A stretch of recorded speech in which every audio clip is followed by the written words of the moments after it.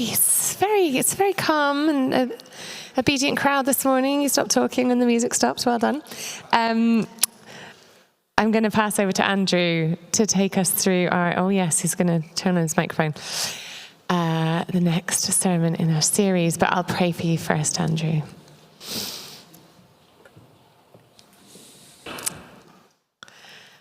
Lord God, I thank you for the wisdom that you have placed in Andrew's heart and mind and his spirit for many years of walking with you.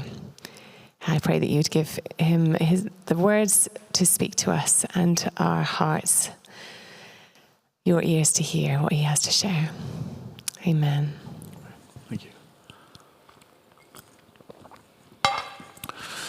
Good morning. Every single morning, the Hook household awakens to a loud and prolonged, heartfelt psalm of lament, of complaint. It goes something like this. It's time! I've been alone long enough. What are you going to do about this? Will you open up this big, high, immovable door in front of me and let me get on with my day? Do you hear my plea? I cry out, yet all I hear is silence, echoing. There's no reply. And that's just the thoughts of a cat.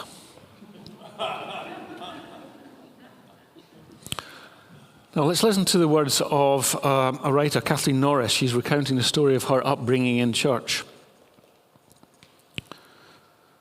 I've lately realized that what went wrong for me in my Christian upbringing is centered on the belief that one had to be dressed up, both outwardly and inwardly, in order to meet God.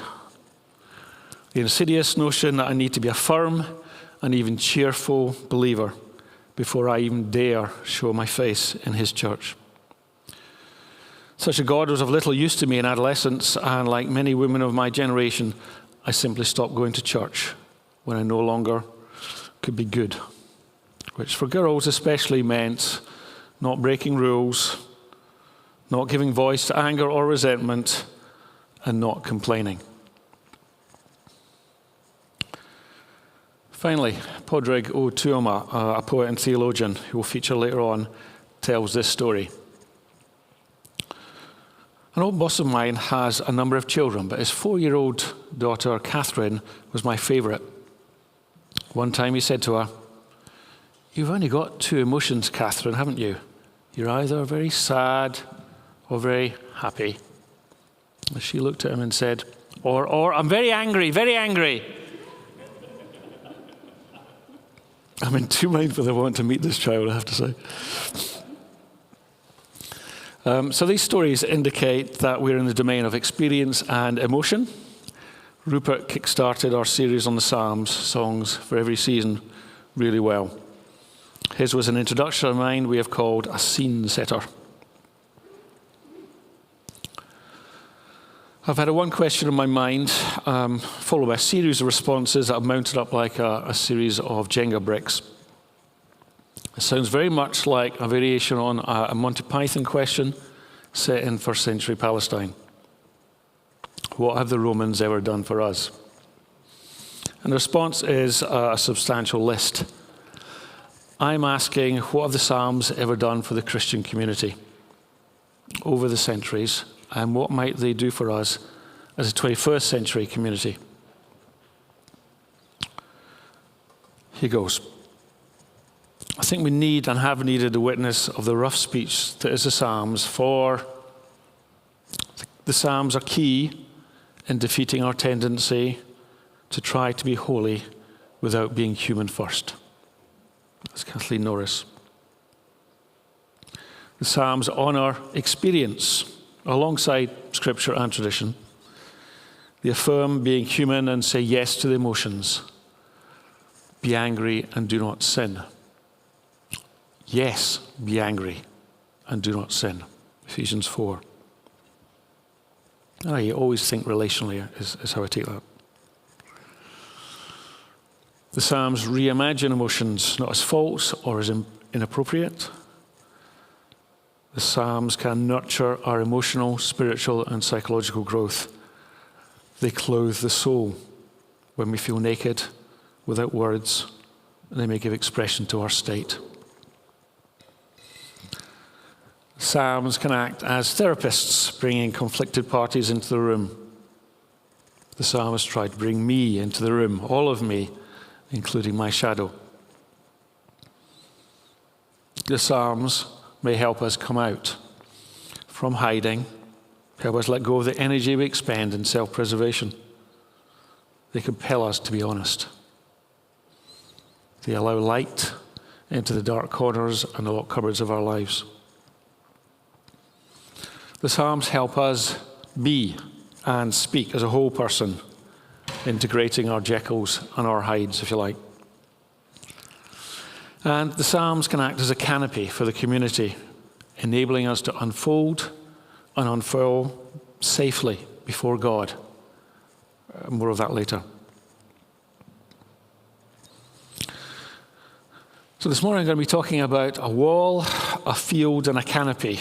It's a wall marked with graffiti, a field which is highlighted by light, and as I said, a canopy like a wing under which we might ourselves unfurl and unfold before God. First of all, the wall. Notwithstanding what I've just said about the Psalms already, certainly to me they can seem very impenetrable, like a vast Game of Thrones wall of ice. There are 150 Psalms, and they can seem very repetitive. If we sang the Psalms with their music, there would be greater differentiation, I'm sure. They could also seem old, with talk about bows and arrows, of enemies and primal vengeance. There might be a temptation to cut out the unsavory bits, which some people have done. But this, I think, would do an injustice to the felt emotions, the jagged thoughts of people in fear of their lives in war fronts such as Gaza, Iran, and Israel. I think Rupert mentioned this last week. And for those seriously injured by others, whether by design or accident. Our safer context is not shared by many across the globe or across the centuries. Nor are we immune from dark thoughts. A friend of mine, when he was dumped by his girlfriend, was aware how strong and sudden were his feelings of vengeance.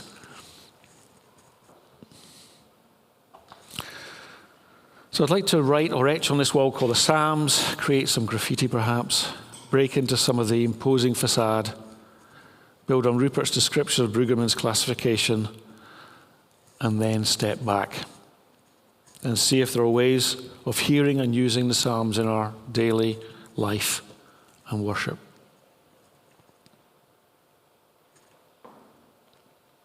So, the Psalter comprises 150 Psalms, 5 books, each with their own doxology, and the whole is bookended with an introduction, Psalm 1, and a climax in Psalm 150, which underlines the importance of music and of song for the community of faith.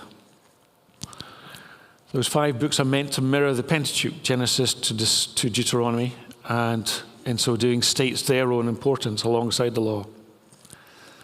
The Psalms are also placed as the first book of the writings, the 3 sections of the Old Testament, law, prophets, and the writings. So the Psalms are actually set up to be quite a primary text within the Bible. It's an edited collection, compiled over many decades to support the largely sung worship life of Israel's community as it experienced its various cares and moods, its phases of life events and faith stages.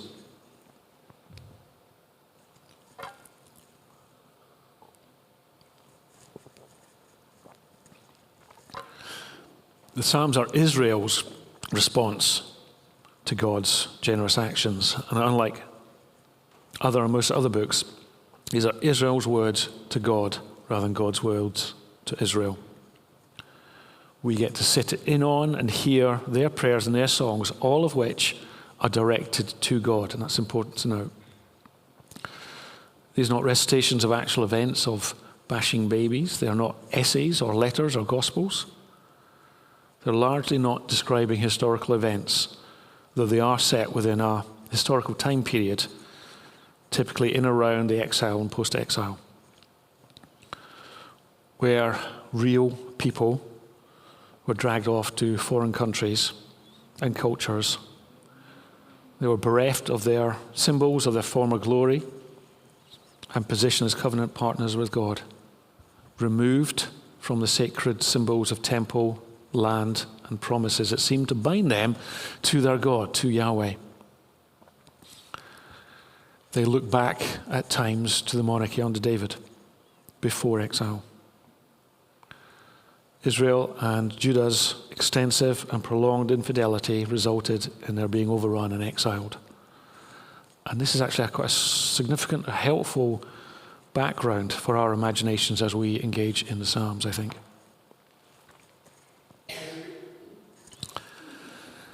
Now, where Freud is called the father of psychoanalysis, in the world of Psalms, the German Hermann Gunkel is the father of Psalm scholarship. He set aside these desperate attempts to try to pin down the historical context for each of the Psalms. And he said that the Psalms are actually open. They're not historically specific, generally. And that's part of their appeal. They're very wide, and that gives them some of their ongoing appeal through the ages. Gunkel studied extensively the form of the Psalms and compared them with the forms of equivalents amongst other cultures at the time. And he suggested there were 5 main categories of Psalms, and these types largely determine how we read and how we interpret the Psalms. His work has been largely adopted, and he would also say the authors of the Psalms are in the main unknown, with those giving headings such as the Psalm of David actually being late additions. Rupert brought up Walter Brueggemann last week, and Brueggemann came along and simplified and built on Gunkel's work to state that there are 3 major categories and 2 minor categories of Psalms, the minor ones being the Psalms of wisdom and the Psalms, the Pilgrim Psalms, for their ascent to Jerusalem for their feasts. So we can have slide 3, yes. So the first of these major categories of Psalms are the Psalms of praise. Brueggemann called these the Psalms of orientation. And these are easily identified by the frequent appearance of the word praise. And it's characterized by harmony, by calm and ease within God's creation. One example is Psalm 104. I think of a nest. I think of lying in a bath, enjoying the warmth of the water as if that's the regard of God towards me. I think of the color blue. I think of the sky. I think of the sea, and of a full stop signifying completeness. You might want to think of a satisfied sigh or birdsong. This is moods and situations, places that we reflect upon and should not assume. In this place, we want to resort to a simple prayer such as, Lord, make your home in me, in us, in them, as I, as we, as they make their home in you.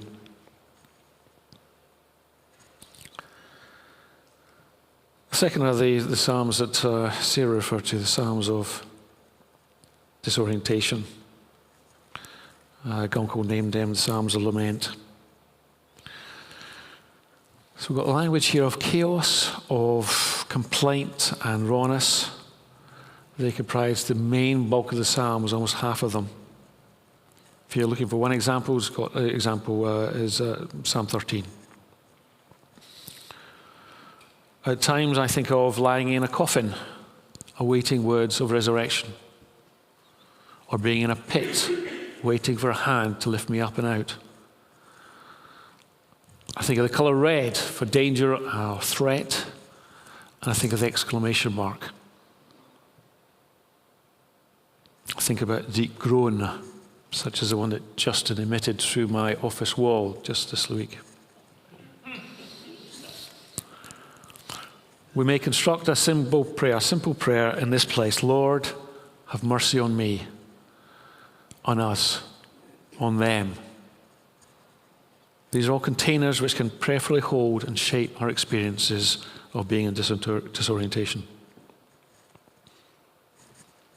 And third are the Psalms of Thanksgiving, which Brueggemann named as the Psalms of New Orientation, or surprising relocation from the pit by an act of grace. And these are characterized by thanksgiving. One example, Psalm 98. I think of standing, arms aloft and outstretched, receiving a light, refreshing rain on my face. I think of the color green, spring. I think of the comma and continuation. I think of the dance floor, party noises of celebration and deep breath, as in relief. We could construct a simple prayer here, such as, thank you for your love, which stirs and draws me, us, them.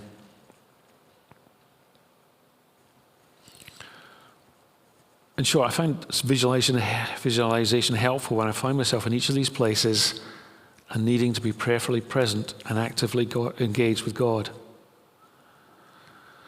These are descriptions, but they're also simple diagnostic tools. And even, maybe primarily for me, they offer imaginative postures for when we find ourselves in each of these locations. So the Psalms embrace, they inhabit and describe lives that are by turns harmonious and messy, inside or outside. Lives which alternate between order and disorder, resetting and transitioning.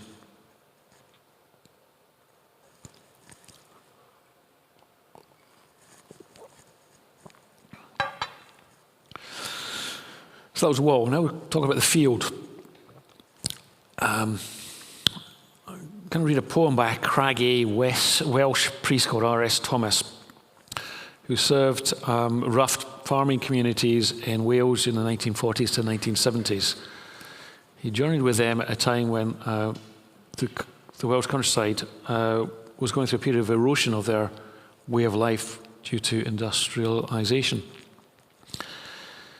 He describes a rural scene, the sun lighting up a field, a single field, and he invites us into the here and now, rather than hurrying on or hankering after the there and then, the future or the past.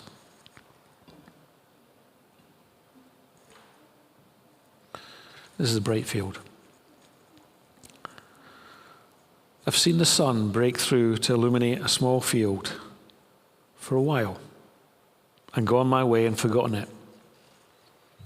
But that was the pearl of great price, the one field that had treasure in it. I realize now that I must give all I have to possess it. Life is not hurrying on to a receding future, nor hankering after an imagined past. It's the turning aside, like Moses, to the miracle of the lit bush, to a brightness that seemed as transitory as your youth was, but is the eternity that awaits you.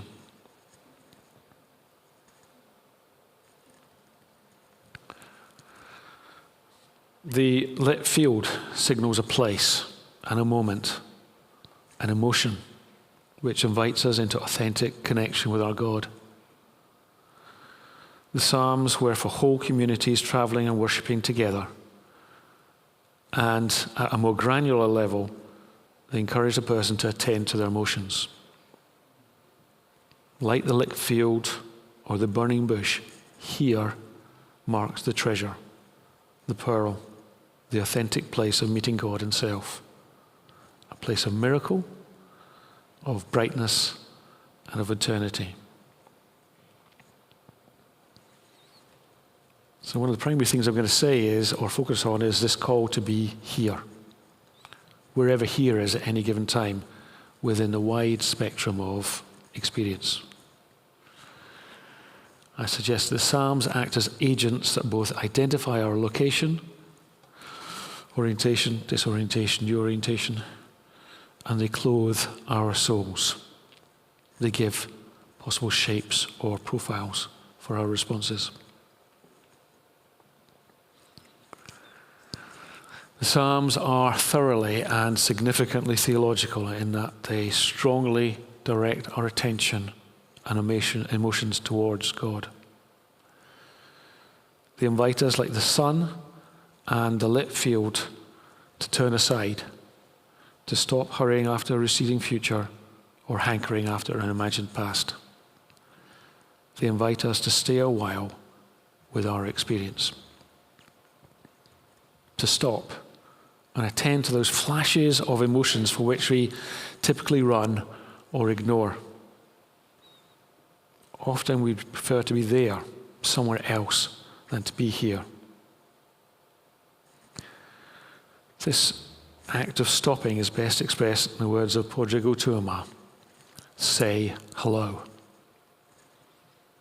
He continues, it can help to find the words to tell the truth of where you are now. If you can find the courage to name here, especially in the place where you do not wish to be, it can help you to be there.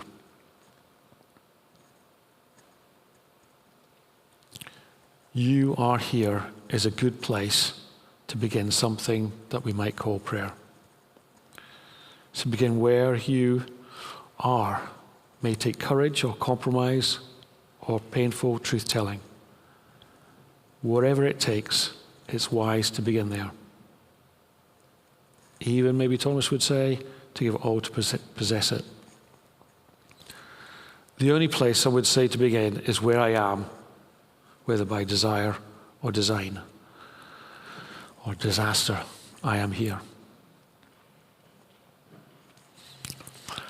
I remember vividly my eldest son Adam's first day of school. He was standing in the hallway. He put on his uniform and his jacket and his shoes. He put his rucksack on his back. And then suddenly he stepped back and leaned against the wall. And he said, "Oh, this is interesting." He was suddenly aware of where he was and what this meant. He couldn't articulate his emotions beyond, "Oh, this is interesting." But sure as heck, he clocked them. I've been preparing this sermon and became aware that I wanted to be there, not here, where there is finished and polished. I wanted to say, "Hello, done." I wanted to be there, lunchtime, Sunday, 22nd of June, with a bacon roll in my mouth and with brown sauce dripping down the side of my mouth. I wasn't. Here was unfinished. I needed to put time and energy into now to respect where I actually was. In fact, I recall a book given to me by a friend which I have never read, but which continues to speak volumes to me. The title is Respect. Respect here.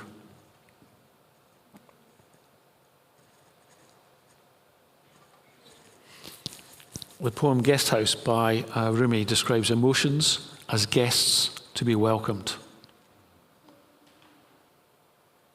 The guest house. This being human is a guest house. Every morning a new arrival, a joy, a depression, a meanness. Some momentary awareness comes as an unexpected visitor.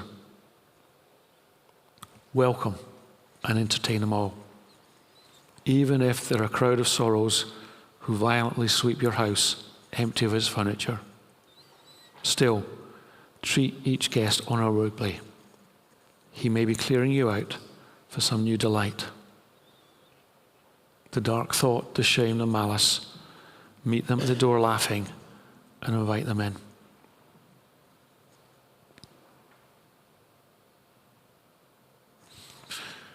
Rumi refers to the momentary awareness of an unexpected visitor, a feeling. He encourages us to welcome feeling as a visitor to a guest house. Even if there are a crowd of sorrows who violently sweep your house empty of its furniture, respect them, respect yourself.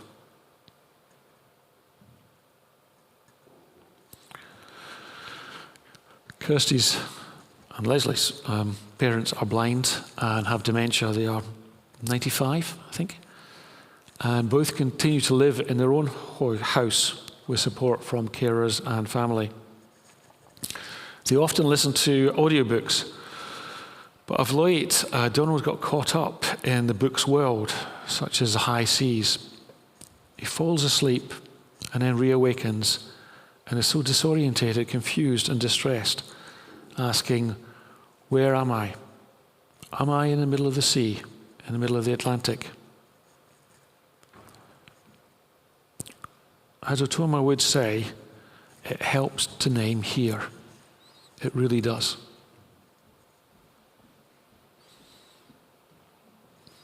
The Psalms encourage us to honestly address where we actually are, what we're really feeling, and to do so before a gracious God whose back is broad and whose welcome is wide. And so we may repeatedly ask ourselves, as I am, what place is this? What is happening now that I need to say hello to? Is there something here then I need to turn aside to and stay a while with? It's actually something that's hardwired into Benedictine communities, one of which Kathleen Norris went to in Minnesota. She visited for 9 months, twice as a guest. And following her long break from church, she suddenly discovered her interest in liturgy, and she rediscovered the Psalms by accident. So she joined this community and was reciting and singing the Psalms morning, noontime, and evening. And they went through the whole Psalter every 3 to 4 weeks. A bell sounded and they stopped and they turned aside. They allowed themselves to be washed by songs. And one day Norris observed this thing. He says, you come to this Bible, this great book of praises, through all the moods and conditions of life, and while you may feel like hell, you sing anyway. To your surprise, you find that the Psalms do not deny your true feelings, but allow you to reflect on them. Look, if our theology doesn't help with our experience, with the lived questions we have, help us facing and addressing issues such as what am I going to do with my pain, then that theology is lacking and it falls short. The Psalms are thoroughly theological. They say, turn aside, stay a while, direct your heart, your thought, your prayers to God, be they praise, thanks, but especially complaint. Where we really are is a good starting point for honest engagement in prayer.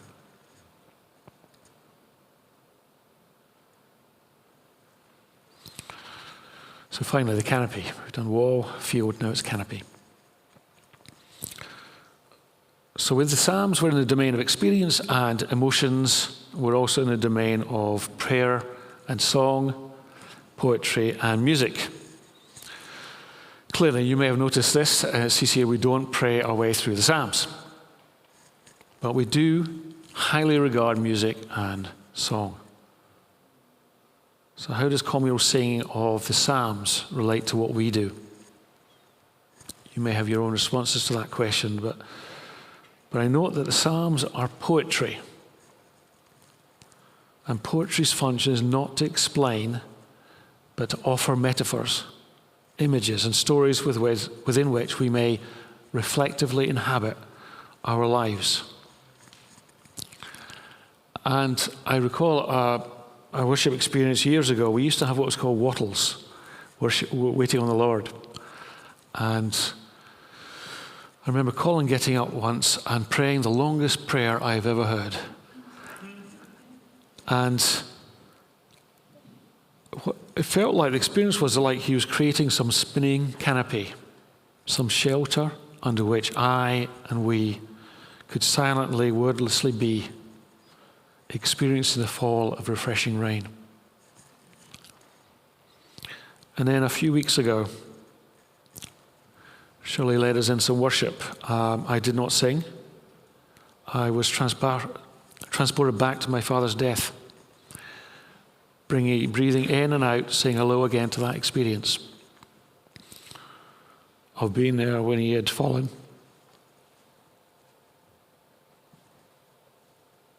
When he'd fallen and died, my heart opening, and with a single phrase and music, I sensed I was under a canopy, a shelter. Here I was in a lit field, revisiting with grief and a sense of brightness or eternity. So I'm thinking of the Psalms, or our worship as a canopy, a wing that enables the community to safely unfold and unfurl before God.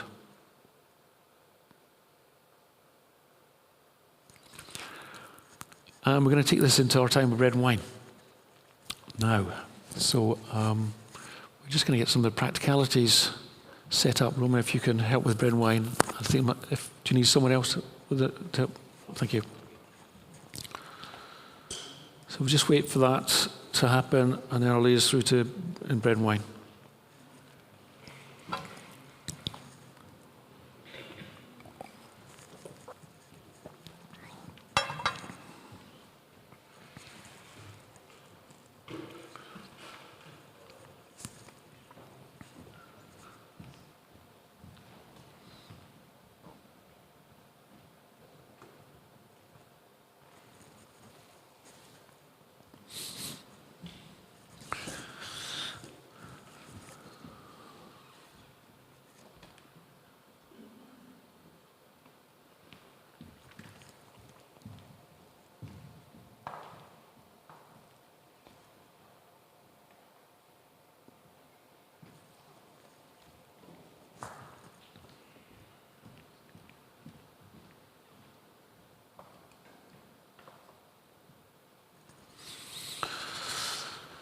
Thank you.